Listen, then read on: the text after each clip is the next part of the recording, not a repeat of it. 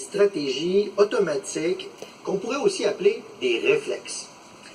Parmi ces réflexes de réassurance, il peut parfois avoir l'acceptation de certaines croyances qui sont infondées, fausses ou carrément des fabulations imaginaires.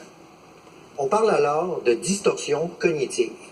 Je vais vous en lister certaines pour vous illustrer l'impact psychologique que peut avoir le stress et l'anxiété sur le raisonnement et les croyances d'un individu.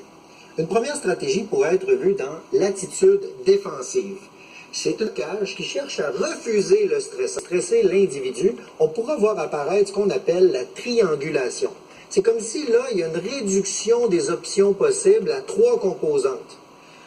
On pourrait en retrouver des traces sous la forme d'un sauveur qui cherche à sauver la victime, qui, elle, se plaint d'un bourreau, et là, ce sont des chaises interchangeables. Il peut arriver également des alliances de 2 parties de la triade qui s'opposent à une, comme par exemple dans les médias, lorsqu'on a entendu des propos comme « nous sommes en guerre », un appel à la solidarité contre un ennemi commun. Et on voit que c'est une réduction des options de la réalité là, pour pouvoir rassurer l'individu. Si on continue là, de stresser un individu,